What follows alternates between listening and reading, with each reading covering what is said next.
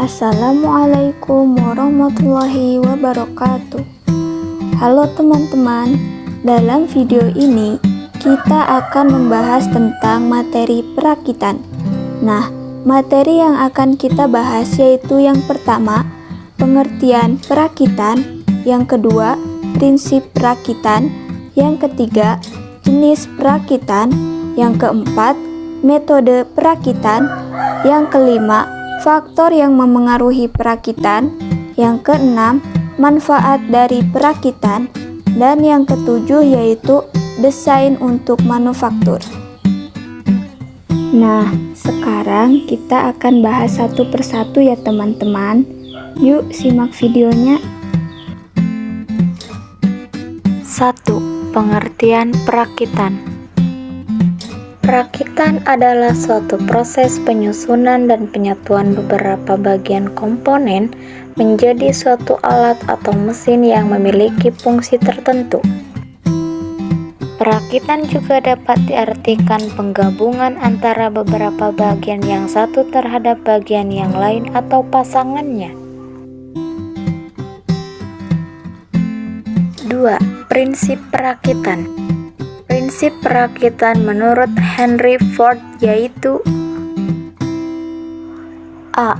Meletakkan peralatan dan pekerja dalam urutan pekerjaan atau operasional sehingga setiap bagian atau komponen dapat dipasang secara berurutan sampai dengan proses akhir. B. Area pekerja untuk pemasangan komponen dibuat secara nyaman dan tidak tertekan sehingga pekerja dapat secara mudah memasang komponen ke dalam rangkaian produk yang berjalan di atas konveyor. C. Menggunakan jalur perakitan geser di mana setiap bagian-bagian yang akan dirakit lalu dikirim pada jarak yang lebih nyaman. 3. Jenis perakitan. A. Perakitan manual. Perakitan manual adalah perakitan yang sebagian besar proses dikerjakan menggunakan tenaga manusia dengan peralatan yang sederhana tanpa ada alat bantu yang spesifik atau khusus. B. Perakitan otomatis. Perakitan otomatis adalah perakitan yang dikerjakan dengan sistem seperti otomasi, elektronis, mekanik, atau mekatronik dengan menggunakan alat bantu yang lebih khusus. 4. Metode perakitan. A. Metode perakitan ditinjau dari proses penyambungan komponen. Yang pertama yaitu ada metode cascade. Metode cascade adalah metode perakitan antara komponen dengan langkah yang berurutan. Yang kedua ada metode keseimbangan. Metode keseimbangan dalam perakitan merupakan proses penyambungan komponen-komponen dengan menggunakan spot welding. Dan yang ketiga, metode bongkar pasang atau yang sering disebut dengan istilah knockdown. Metode bongkar pasang ini bertujuan diantaranya memudahkan dalam mobilitas atau transportasi, memudahkan untuk proses perawatan atau penggantian komponen bagian dalam, memudahkan dalam operasional pekerjaan, dan konstruksi menjadi lebih sederhana. B.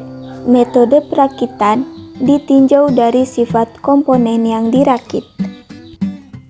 Yang pertama yaitu metode perakitan yang dapat ditukar-tukar. Pada metode ini, bagian-bagian yang akan dirakit dapat ditukarkan satu sama lain karena bagian tersebut dibuat oleh suatu pabrik secara massal. Yang kedua, perakitan dengan pemilihan.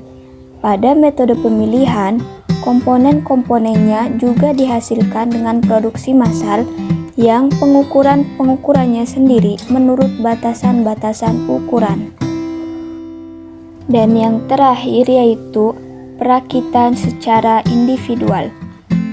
Perakitan secara individual dalam pengerjaannya tidak dapat kita pisahkan antara pasangan yang satu dengan pasangannya dan harus berurutan sesuai bagian yang sebelumnya. 5. Faktor yang memengaruhi perakitan yaitu A. Jenis bahan yang dirakit. B. Kekuatan yang dibutuhkan. C. Pemilihan metode penyambungan. D. Pemilihan metode penguatan. E.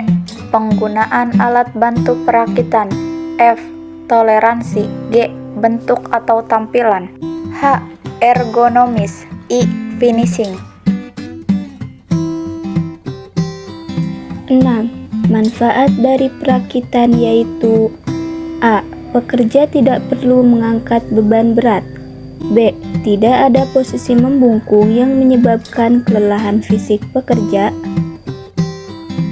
C. Tidak perlu pelatihan khusus dalam perakitan. D. Pekerjaan yang sangat mudah dan dapat dilakukan oleh semua orang. Dan E yaitu adanya peningkatan produktivitas yang signifikan.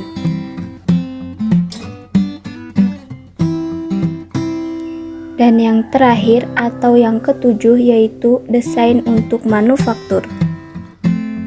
Desain untuk manufaktur adalah desain produk untuk semua aspek dari proses manufaktur dalam rangka untuk mengoptimalkan kemampuan manufaktur dari desain awal. Adapun tujuan dari desain untuk manufaktur yaitu 1. Meningkatkan mutu produk. 2. Mengurangi biaya produk. Dan 3. Mengurangi waktu yang dibutuhkan untuk pengembangan produk. Prinsip dasar desain untuk manufaktur yaitu 1. Desain untuk manufaktur dan optimasi. 2. Keseluruhan proses adalah kuncinya. 3. Perubahan dalam proses desain. 4. Pengetahuan manufaktur dan tahap pengembangan konsep dan desain. 5. Penggunaan sistem intelijen CAD dan teknologi komputer lainnya. Dan untuk tahapan dalam desain untuk manufaktur yaitu 1. Mengestimasi biaya-biaya manufaktur. 2. Mengurangi biaya komponen. 3. Mengurangi biaya perakitan. 4. Mengurangi biaya pendukung produksi. Dan yang kelima yaitu mempertimbangkan akibat dari keputusan-keputusan desain untuk manufaktur terhadap faktor-faktor lainnya. Cukup sekian pembahasan materi tentang perakitan. Semoga videonya bermanfaat ya teman-teman. Kurang lebihnya mohon maaf. Wassalamualaikum warahmatullahi wabarakatuh.